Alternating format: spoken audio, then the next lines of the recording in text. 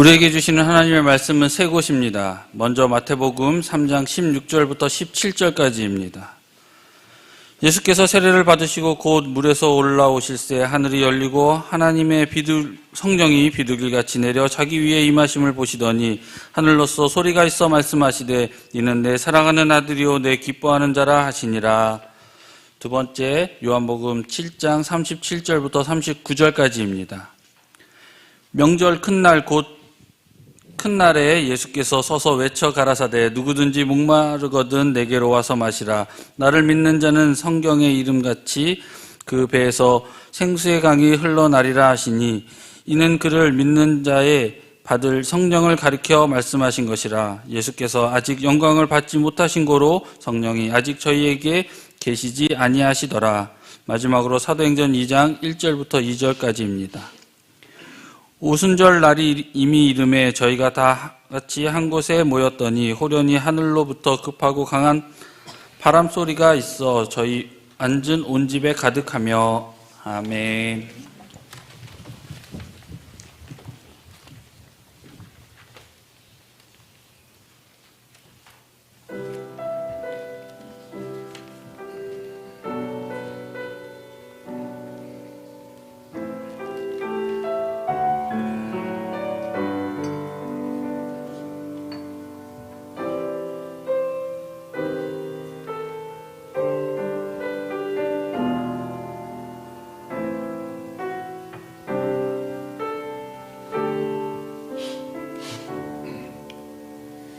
슬퍼하며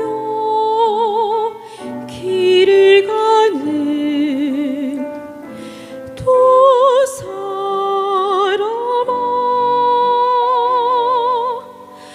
너희가 지금 무슨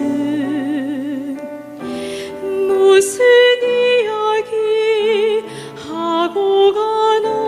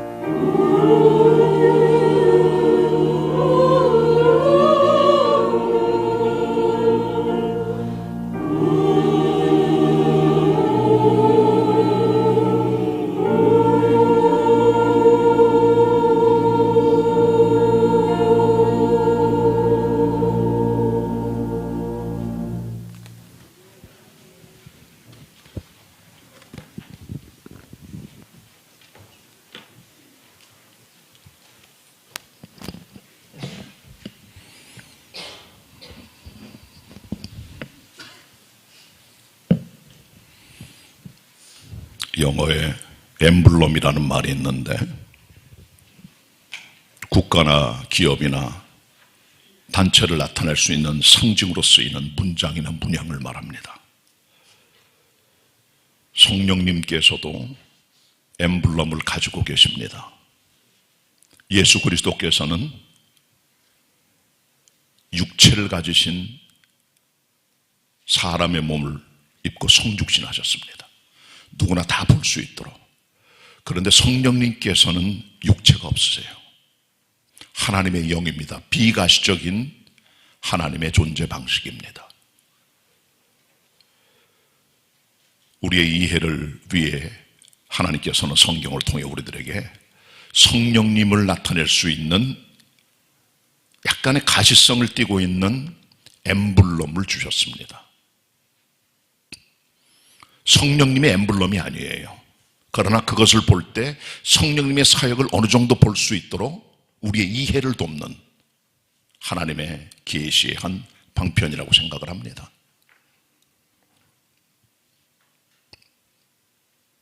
지난 주일에는 여러분들께 성령님의 엠블럼, 옷입힘, 또 불, 기름에 대한 설교를 했습니다.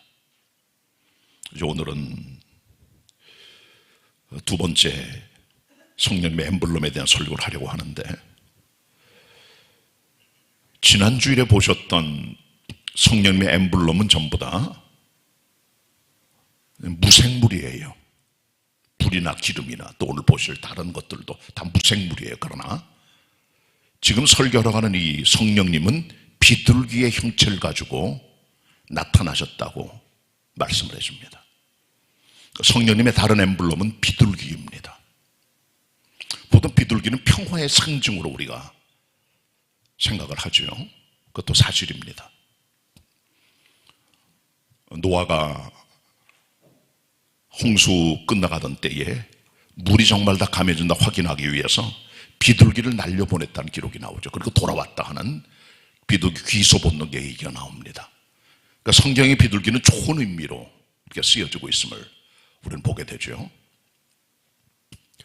근데 지금 이제 평화의 상징으로 여겨진 비둘기들이 요즘은 혐오스러운 동물로 많이 바뀌었어요. 왜냐하면은 자꾸 똥을 싸, 이놈들이. 똥을 싸면 사람 머리에도 떨어지고 때때로.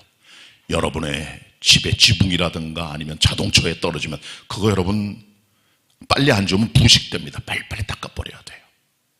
별로 좋지 못하죠. 길바닥에만 떨어져 있고. 혐오스러운 모습으로 비둘기가 변모된 걸 우리가 보게 됩니다. 또 비둘기 털이 별로 좋지 못해요. 이게 날아다니면은 알러지를 유발하기 때문에 별로 좋지 못해서 점점 개체수가 증가하는 걸 보고 정부에서도 이 모이를 주지 말라, 비둘기 가능하면 그렇게 얘기도 하고, 또 우리나라 아니지만 외국에서는 불임 먹이를 줍니다. 불임 모이. 그걸 먹으면은 임신을 못하는 거예요, 비둘기가. 그렇게 해서 비둘기의 개체수를 줄이는 거죠. 그만큼 지금은 유해 동물처럼 되어 있는 게 사실입니다. 비둘기는 성경을 보면 집비둘기와 맷비둘기, 산비둘기죠. 몇 산자를 쓰니까 두 종류로 보통 나와 있는데 더 복잡합니다. 비둘기 종류들은. 비둘기는 보통 완전히 컸을 때 성체가 20에서 30cm까지 자란다 그러고, 몸무게는 대략 다 큰 성체가 300g 정도로 추정을 합니다. 수명은 10년에서 20년 정도가 됩니다. 이게 비둘기입니다. 비둘기는 그리고 씨앗과 야채, 채소 같은 걸 먹는 잡식성 동물이에요. 그리고 맷비둘기 같은 것들은 부리와 이빨이 발달돼 가지고 아주 강력한 힘으로 싸우기도 합니다. 그러나 대체적으로 비둘기의 대부분은 집비둘기입니다. 싸우는 그런 것들은 없어요. 20마리, 30마리씩 함께 몰려다니는 게 이 비둘기의 모습들이죠.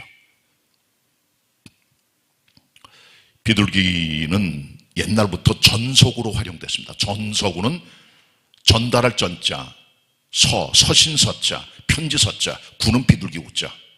편지를 전달하는 비둘기, 통신용으로 많이 쓰여졌어요. 고대부터 1차 대전까지도 전속으로 활용된 게 비둘기입니다. 비둘기는 하루에 1000km를 날아갈 정도로 힘이 좋다 그러고요. 또 비둘기는 시속 최대 112km까지 달려간다는 거, 1시간에. 대단히 빠른 동물이죠. 이게 비둘기입니다. 자, 이 같은 비둘기에 대한 성경에 대한 나타났던 비둘기 모습들이 이제 좀 우리가 관심 사항인데요. 가장 기본적으로 구약 성경에서 비둘기는 가난한 자들의 제물로 쓰여졌어요. 부자들은 어린 양이나 양을 주로 씁니다. 그게 보편적인 제물이에요. 그러나 레위기 1장이나 5장에 보시면은 어린 양을 드릴 만한 힘이 없는 사람들은 산비둘기나 집비둘기를 잡아 하나님께 번제물이나 속제물로 드렸다는 그런 기록들이 나옵니다. 그러니까 힘이 없는 사람들, 가난한 사람들이 드리는 제물이 비둘기입니다. 그러니까 그것은 굉장히 겸손과 겸양의 상징이기도 해요. 비둘기가 힘없는 사람들의 모습을 나타내주고 있는 것임을 보게 되죠. 누가 2장에 보면 예수님 탄생하시고 나서 마리아가 결례를 지키기 위해서 때가 되어 하나님의 성전에 올라가 결례의 예물을 드릴 때 드린 예물도 비둘기입니다. 그만큼 목수였던 요셉이 서민이었다는 거예요. 그런 걸 나타내주고 있습니다. 그렇게 비둘기는 양식으로 쓰여졌어요. 음식으로. 실제로 비둘기 식용으로 먹는 민족도 있다고 합니다. 근데 우리는 그렇지 않죠. 비둘기 먹지는 않습니다. 구약에 보면 열왕기하 6장에 이스라엘 백성들이 사마리아 성에 있을 때 아람 군대가 쳐들어와서 그들을 둘러쌉니다. 성 안에 있던 이스라엘 백성들은 먹을 것도 없고 마실 것도 없고 거의 죽어가면서 자기들의 아이들을 먹는 인육까지 식사로 사용하는 그런 엄청난 죄를 저지르게 되죠. 그래서 그 사마리아 성 안에 굶주렸을 때 합분태라는 것을 팔았다 그러죠. 합분태는 비둘기 똥으로 만들어진 건데 이것을 4분의 1갑에 대략 300g 정도가 됩니다. 은 5세겔에 팔았다. 그런 기록에 아주 금값이죠. 비둘기가. 그 똥이라도 그걸 먹었다는 기록이 나오는 거 우리가 알 수가 있습니다. 우리가 신약에 보면 비둘기는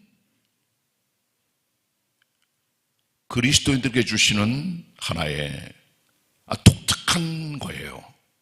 예수님께서 너희는 뱀처럼 지혜롭고 비둘기처럼 순결하라고 말씀하셨어요. 비둘기는 그렇기 때문에 순결의 상징입니다. 동물을 보세요. 짐승들, 맹금류들, 독수리라든가 매라든가 부엉이라든가 아니면 사자나 호랭이나 늑대 같은 것들 하고 비둘기 전혀 다르지요. 비둘기는 그 안에 우리가 보여주는 모습 자체가 어떤 온유함이나 평화를 보여주는 그런 분위기가 나타납니다. 이게 신약에 나타난 비둘기에 대한 주님의 언급임을 우리가 발견하게 됩니다. 그런데 성령님의 비둘기 모습이 정확하게 나타난 곳은 바로 예수님께서 세례 받으실 때입니다. 세례 받으실 때. 예수께서 세례 받으실 때 하늘의 문이 열리고 성령님께서 비둘기 형체로 내려오셔서 예수 그리스도 위에 머물러 있었다. 마태, 마가, 누가, 요한에 다 기록돼요. 예수님의 세례에 대한 내용이 전부 다 기록됩니다. 예외가 없습니다. 그만큼 그리스도 예수의 세례 받을 때 내려오신 성령님의 임재는 아주 독특한 사복음서가 다 나오는 중요한 사건임을 보게 되는 거죠. 예수께서 세례 요한에게 세례를 받으셨습니다. 하나님의 뜻을 따라 받으셨어요. 이것은 그리스도 예수의 공생애를 시작한 거예요. 그 일을 통해서 본격적으로. 대체적으로 예수님께서 30살 정도까지는 준비된 시간들을 보내셨어요. 주로 집에서 부모님 모시고. 그리고 30세쯤 되었을 때쯤 공생을 시작을 했습니다. 예수께서 33살을 살았다는 얘기는 성경을 통해 나오는 추론입니다. 정확하지 않은 거 그것도요. 33살쯤 됐으리라고 하는 거죠. 왜냐하면 요한복음에 보면 예수께서 6월절에 3번 올라갔다는 기록이 나오는 걸 통해 1년에 한 번씩 3번 올라갔으니까 아마도 3년쯤 하셨을 것이라고 추정을 하는 거지 정확한 날짜나 시간과 기간은 성경에 나오지 없습니다. 그러나 예수께서 공생을 시작했을 때 하나님의 아들로서 메시아 그리스도로서 일하기 시작할 때 대략 30세쯤 되었다라고 기록이 되어 있어요. 그 공생의 시작이 뭐냐? 바로 세례입니다. 이 예수 그리스도의 세례에는 성부, 성자, 성령 하나님께서 같이 개입하셨어요. 그만큼 그리스도의 이 땅에 오셔서 성육신을 통해 이루어진 탄생과 공생의 시작과 죽음으로 가는 그리스도의 구속사에게 완성해 가는 모든 길들 속에서 우리는 대단히 중요한 성부, 성자, 성령 삼일체 하나님의 역사를 발견하게 되는 겁니다. 첫 번째 본문 같이 봅니다. 마태 3장 16, 17절입니다. 같이 보도록 하겠습니다.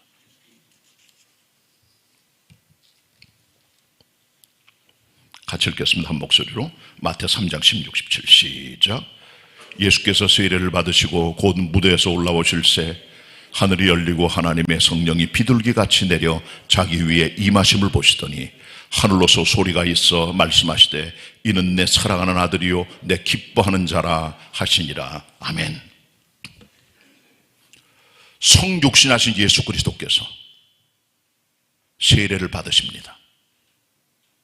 성육신하신 그리스도의 사역의 시작에 그리스도에서 혼자만 사역하신 것이 아니라 성령님이 하늘의 문을 가르고 하늘을 갈랐다는 기록도 나와요. 하늘의 문이 열렸다는 거예요. 그리고 성령께서 누가복음에 보면 비둘기의 형체로 몸의 형체로 내려왔다 라는 기록도 나옵니다. 어쨌든 우리가 그 모습이 뭔지 몰라요. 그러나 성령께서 비둘기 같은 모습으로 내려오셔서 그리스도 예수 위에 임하였다, 머물러 계셨다는 거예요.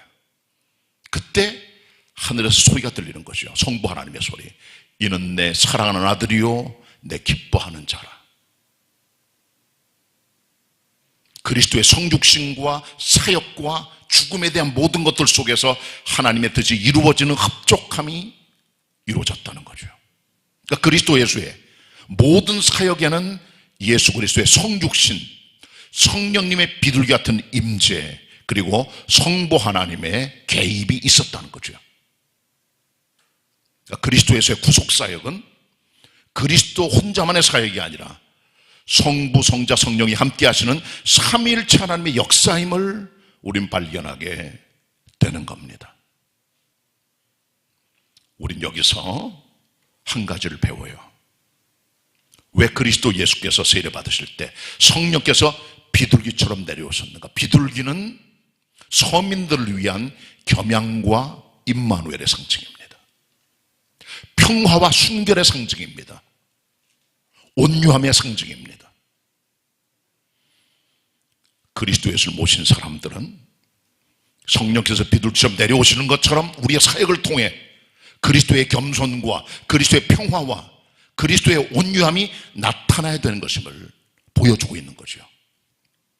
믿음 생활하시고 섬기고 일하실 때 비둘기 같은 성령이 그리스도에게 임하신 것처럼 여러분에게 임하여 온유와 겸손과 사랑으로 섬기고 살아갈 수 있는 하나님의 사람이 다 되시기를 축원합니다. 성경 본문이 보여주고 있는 두 번째 성령님의 엠블럼이 나옵니다. 바로 물입니다. 물입니다. 성령님의 엠블럼은 물로 표시하고요. 실제로 성령님은 생수를 주시는 생수의 원천이라고 말해. 단순히 엠블럼을 뛰어넘어. 그 성령님 자신이 생수의 원천이 되는 거죠. 성령으로부터 물이 내려오는 우리들에게 해갈시켜주는, 목마름을 처리해주는 이것이 성령님의 역사임을 보여줍니다. 자, 우리 두 번째 본문 볼까요? 요한복음 7장 말씀입니다. 요한복음 7장 37절로 39절 상반절까지.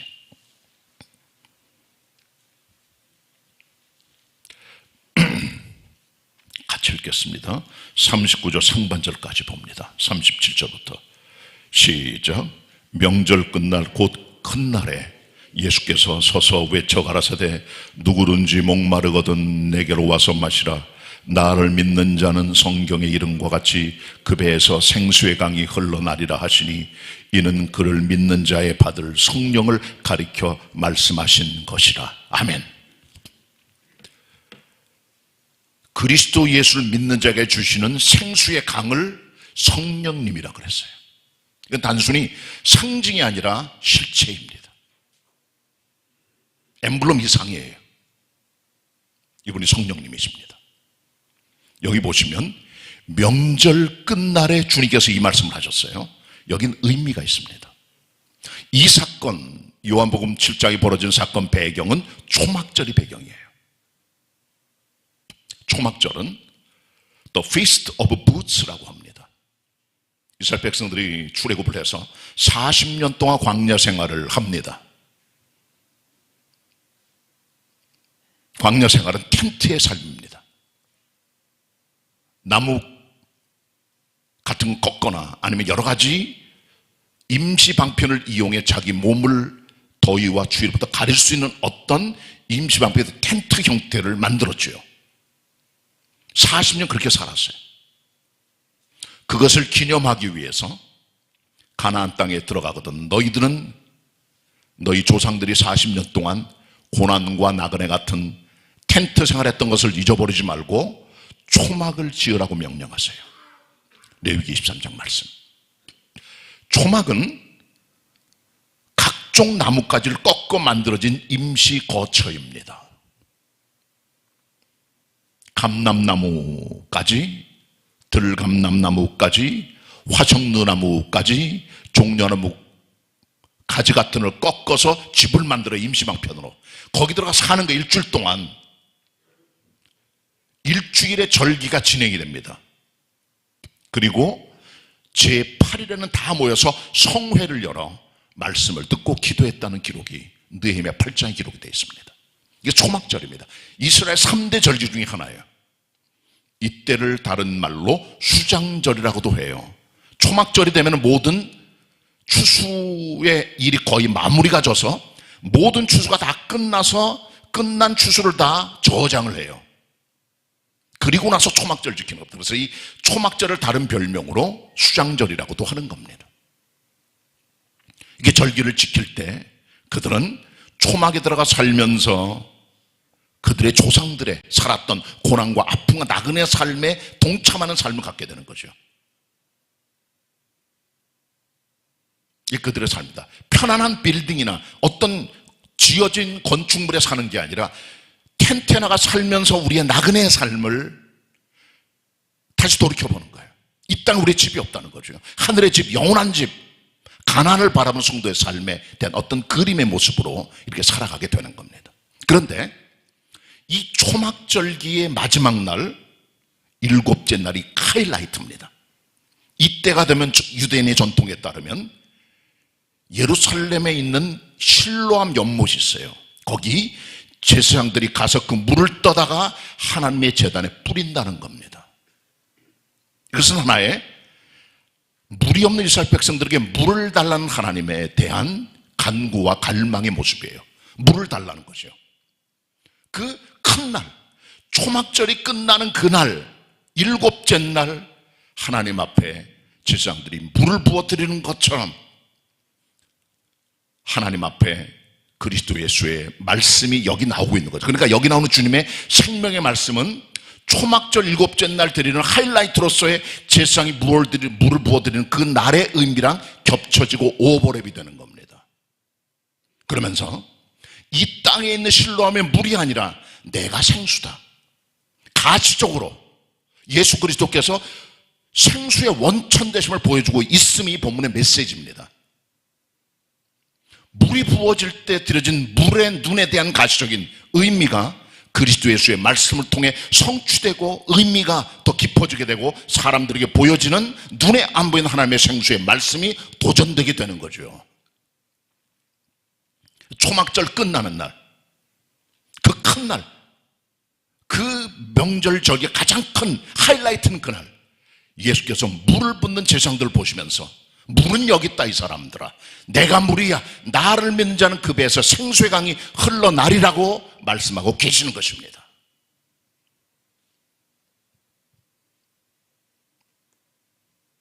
근데 여기 보시면요, 이해 안 되는 게 하나가 있어요. 누구든지 목마른 자는 내게로 와서 마셔라. 나를 믿는 자는 그 배에서 생수의 강이 흘러나리라. 그 배가 대체 뭘까요? 배에서 물이 나. 그 배가 무슨 배예요? 타고 다니는 돛담배? 뭐가 이 배입니까? 이 배라는 말은 헬라 원어에는 코이리아스라고 되어 있어요. 코이리아스 아우토라고 되어 있어요. 그 말은 his belly라고, his belly. 배를 말해요. 우리 배. 이 배를 말하는 겁니다. his belly. 예수님의 배가 아니라 믿는 우리들의 배를 말하는 거예요. 이 코이리아스가 말하는 이 배에 대한 해석은 세 가지예요. 첫째는 스토먹, 위로 봅니다. 위. 쓰임새가 그래요. 코이리아스란 말이. 두 번째는 여성의 자궁을 말해요. 여성의 뱃속 깊은 데 있는. 그리고 세 번째는 눈에 보이는 위나 자궁 같은 것들이 아니라 인간의 내면 깊은 곳, 인간의 마음, 깊은 양심을 말하는 거죠. 세 번째가 옳다고 생각을 합니다. 코이리아스 아우토라는 말은 믿는 그 사람 안에 있는 배, 다른 말로 하면 그리스도를 믿는 사람 안에 성령이 임하셔서 그 성령 우리 깊은 곳에 계시면서 거기서 우물을 길어내는 거예요. 이 성령님을 성경은 생수의 강이라고 말씀했어요. 생수의 강이란 말은 샘이 아니에요. 내가가 아니에요.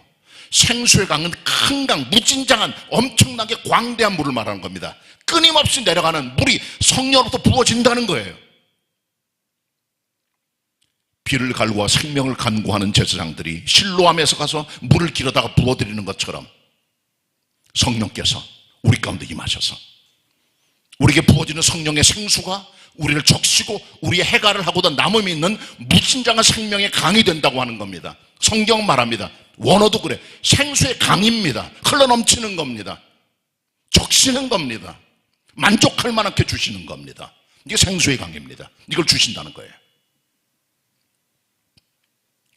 근데 여러분 이걸 하셔야 돼요. 목마를 때 다른 데로 가지 마세요. 집회 다니고 기도원 다니고 CTS 다니고 어떤 모임에 다니고 어떤 성경 공부 다니고 어떤 특별한 교회 다니고 TV 돌리면서 왔다 갔다 하고 별로 소용없어요. 여러분, 이미 성령께서는 우리 안에 인드웰링 거주하십니다. 뱃속 깊은데, 거기가 어딘지 몰라요. 그러나 우리 안에 깊은데 계시면서 거기서 물을 주세요. 주님 모신 사람은 외부로부터 어떤 장소로부터 은혜 받는 게 아닙니다. 요한복음 4장에 보시면 이 산 저 산 예루살렘 사마리아가 아니에요. 아버지께 예배하는 자들이 은혜를 받고 해갈되는 겁니다. 이 생수의 강은 우리 안에 계신 성령님이세요.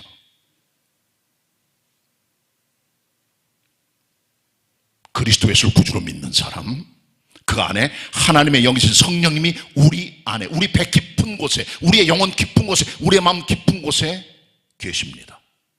거기서 이게 우물이에요. 길어내는 거예요. 여기서부터요. 성령의 물이 나옵니다. 다른 데 가서 구하지 마세요. 이 물이 나옵니다. 여러분을 적십니다. 해갈합니다. 목마름이 사라지게 됩니다. 성령님께서는 생수이십니다. 예수 믿는 자에게 주신 생명의 물, 생명의 강의 은혜가 여러분의 삶 속에, 여러분의 심령에 흘러 넘치시게 되기를 축원합니다. 세 번째 성령님의 엠블럼은 바람입니다. 윈드, 바람.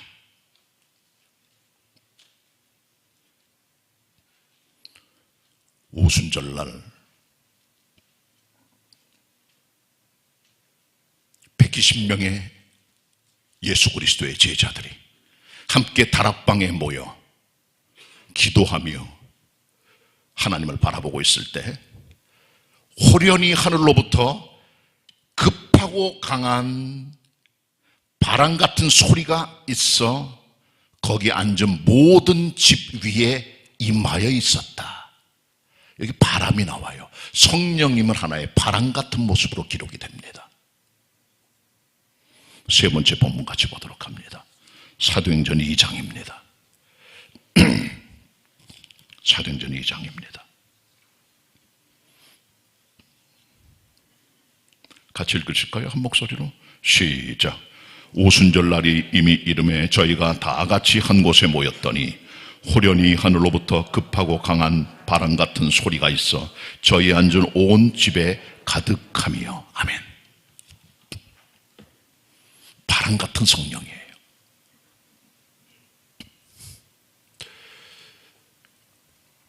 히브리 말에 루아흐란 말이 있어요. 하나님의 호흡, 하나님의 바람, 하나님의 영을 말하는 겁니다. 하나님의 생기를 말하는 거예요. 헬라어는 푸뉴마입니다. 푸뉴마, 하나님의 영을 말해요. 다른 말로 하면 성령의 은혜가 호흡처럼 바람처럼 하나님의 영으로 오순절에 임했다는 겁니다. 바람은 엠블럼입니다.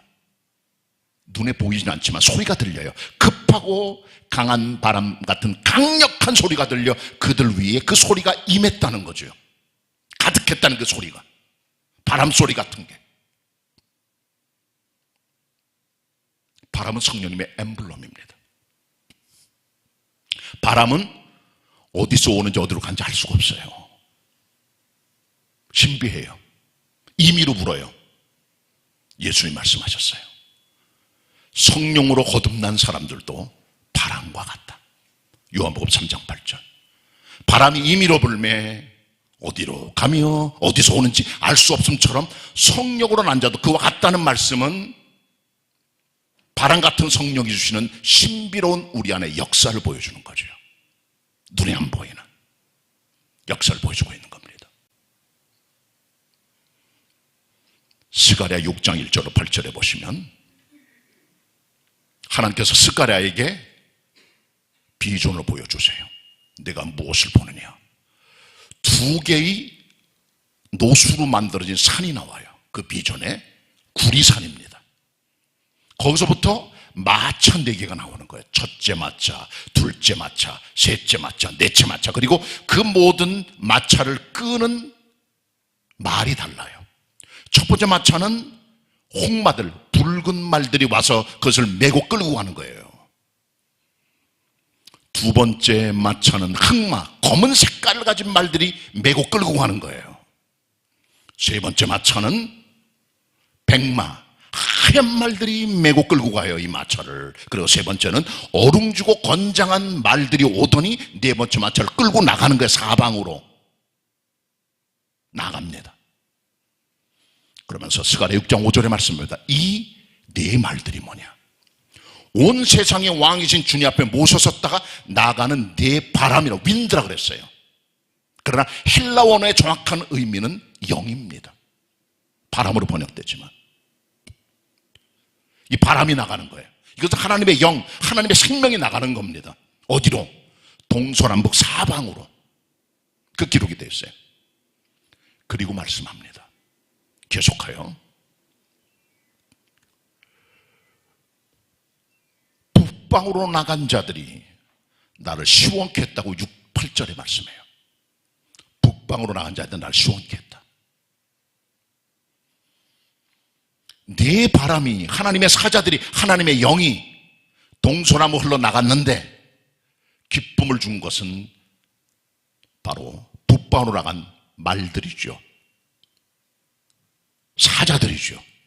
그들이 돌아와 기쁨을 주었다는 거예요. 누구에게? 하나님께. 우리는 무엇을 위해 인생을 살아갑니까? 무엇이 우리의 인생의 목표입니까? 하나님을 시원케 하는 사람이 되는 거예요. 그러려면 성령의 임재가 임하여 바람처럼 우리를 이끌고 일하게 만들어야 돼요. 북방으로 나가는 사자들이 날 기쁘게 한 것처럼 성경은 시원하게 했다, 시원하게 했다, 흡족하게 했다, 만족하게 했다, 기쁨을 드렸다는 거예요. 내 영이 왜 나갑니까? 하나님의 기쁨을 위하여 나가 일하는 거죠. 무슨지 몰라요. 그러나 이들이 나가 주님을 감당했다는 겁니다. 하나님의 영들이. 우리 왜 존재합니까? 성령님이 오실 때, 그 성령님의 인도를 따라 일할 때 하나님께서 시원해 하세요. 육의 힘, 인간의 힘, 하나님의 시원케 못 해드립니다. 성령의 임재를 따라 일할 때 하나님께 기쁨이 되는 거예요. 자, 아모니 25장 13절. 충성된 사자는 그를 보내에게 마치 얼음 냉수 같아서 추수하는 날에 그 주인의 마음을 시원케 하느니라. 하나님께서 목말라 하세요. 다윗처럼. 다윗이 블레셋과 싸울 때 베들레헴이 블레셋 사람들에게 점령당했어요. 거기 베들레헴 우물, 자기가 먹고 마서 우물이 있어요. 목말라요. 그 물을 먹고 싶어. 너희 중에 누가 가서 저 우물의 물을 길어오겠냐 그랬더니 용감한 다윗 임금의 장수 셋이 가가지고 적들을 믿고 물을 길어왔죠. 그러나 그 물을 안 마셨다 그랬어요. 이것은 너희들의 피다. 내가 안 마시겠다. 고향 땅 베들레헴에 우물이 바로 눈앞에 있는데도 마시지 못하는 그 가슴 아픈 다윗의 마음, 그 갈급함을 그때 채워주러 갔다는 거죠. 누가 하나님의 갈급함을 채워드리겠습니까? 누가 하나님을 만족시켜드리겠습니까? 북방으로 나간 자들이에요. 우리가 다 하나님을 만족해 드리는 건 아니에요. 다 우리 기쁨, 우리 즐거움, 우리 인생을 위해 인생을 살아요. 그러나 하나님께 정말 만족과 기쁨을 드릴 수 있는 인생이 대체 무엇입니까? 북방으로 나가 하나님의 영으로 하나님의 일을 감당하는 그 자들이죠. 주인을 시원케 해드리는, 추수하는 날의 얼음 냉수처럼. 사도 바울 옆에도 수많은 동역자들이 있었어요. 얼마나 많은 제자들이 있었고 얼마나 많은 사도들이 있었어요. 그러나 바울이 고린도전서 16장 17, 18절에 말합니다. 스데바나와 부도이도와 아가이고 이 세 사람이 고린도 교인들 너희와 나의 부족한 걸 보충했을 뿐 아니라 너희와 우리 마음을 시원케 하였느니라. 하나님의 종들을 기쁘게 하고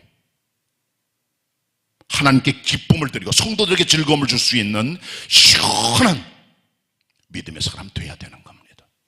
이 일은 성령님과 동행할 때 가능한 거예요.